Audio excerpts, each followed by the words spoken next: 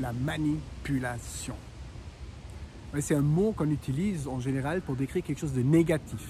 En somme, ça peut aussi dire qu'on influence une situation dans une certaine direction, avec une certaine intention. On prend en main, on change un état intérieur ou extérieur avec une certaine intention. Je suis thérapeute et j'accueille tous les jours des gens qui sont dans des états dépressifs, qui ont peur, qui ont panique, qui sont bloqués, qui n'ont plus d'orientation dans la vie, qui sont plus en contact avec leurs besoins primaires, qui sont coupés ou en tout cas d'une partie coupés de leurs émotions ou qui cherchent plus de sens dans leur vie. Oui, je suis aussi formé en hypnothérapie, entre autres. Il y a des gens qui me font régulièrement la remarque ou qui demandent « Mais est-ce que tu peux me manipuler? Est-ce qu'un hypnotiseur peut manipuler ?» Et c'est très OK de demander ça. Et c'est très juste de vérifier si la personne où on fait confiance, le thérapeute par exemple, le médecin, si on va vérifier ou si on regarde si la personne, si on peut lui faire confiance. Il y a juste un problème. Si nous ne sommes pas en contact avec nos besoins et notre être, c'est très difficile de vérifier si l'autre être pourrait être bon pour nous ou pas. Et cette capacité de ressentir et d'être en contact, déjà de jeune âge, n'est pas soutenue. Aujourd'hui, ce qu'on voit, c'est une grande manipulation dans l'humanité. C'est incroyable combien de gens suivent et encore avec quelque chose que je trouve très violent dans une idée d'influencer des gens et de leur dire encore c'est des actes solidaires. C'est des actes solidaires qu'on fait pour aller se vacciner, etc., etc. C'est une manipulation vraiment très grave. Et pourquoi c'est apparemment tellement facile? Eh bien, parce qu'on n'est pas encouragé de dire stop quand on est petit. On n'est pas encouragé de dire stop parce que c'est un risque de vie si on perd le contact avec les adultes autour de nous, s'ils ne sont pas d'accord avec nous, c'est déjà un certain risque. Donc, en général, la plupart des enfants coupent un moment leur énergie parce que déjà, on est placé dans les écoles, on est là, on n'a pas le droit de dire non, ça me dérange. Ou si on le dit, on reçoit en tout cas de l'attention négative.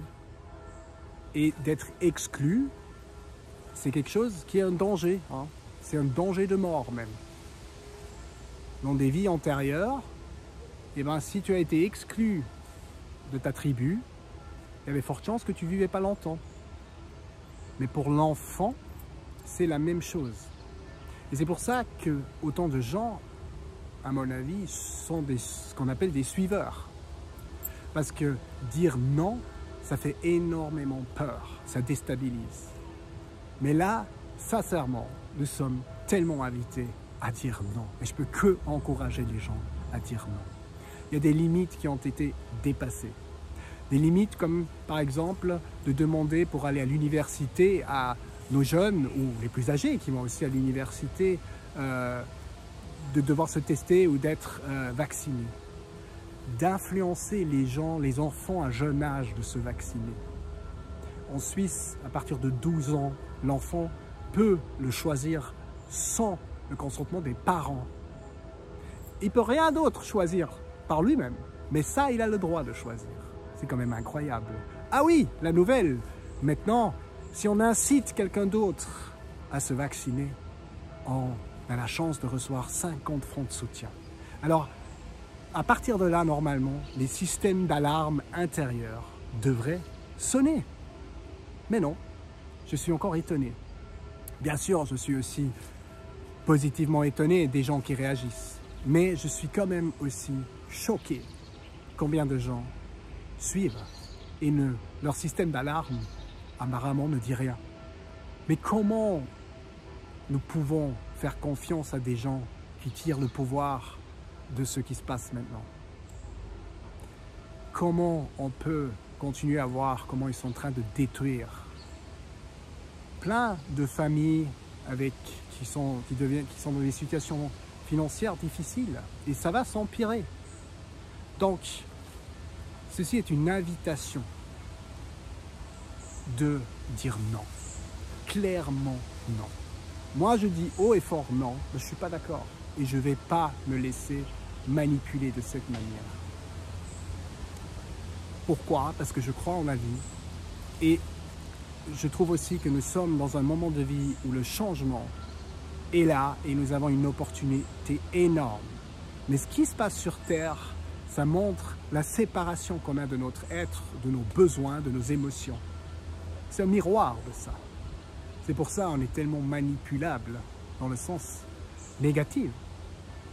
Alors, apprenons à nous encourager, à être en contact ce qu'on aimerait. Apprenons à dire stop ce qui ne va pas. Apprenons à se connecter et à se re-souvenir que la vie est quelque chose de positif et elle nous soutient. L'univers nous soutient. Mais voilà, elle nous donne aussi le libre choix, ou il nous donne aussi le libre choix. Mais là, je vous invite vraiment à pouvoir dire non et ne pas suivre cette manipulation collective. Et vraiment utiliser votre intelligence. Pour moi, il y a aussi quelque chose de très important, c'est de se connecter les uns et les autres, de créer des cercles, de vraiment, ça stabilise, ça nous renforce, ça nous ancre. Parce qu'on a besoin, on est des mammifères, on a besoin d'être en contact, en relation l'un avec l'autre. Et on doit continuer de le faire. Ça va stabiliser le monde et de nous connecter avec la terre et le ciel. Et la nature, ça stabilise et ça nous fait du bien. Ça harmonise nos différents corps et ça nous met en contact avec la vie. Donc je peux que vous encourager dans ça et aussi vous encourager à dire stop. Stop aux gens qui veulent vous presser dans quelque chose, dans une idée. Stop à tous ceux qui est contre la nature. C'est vraiment très très très important. Voilà.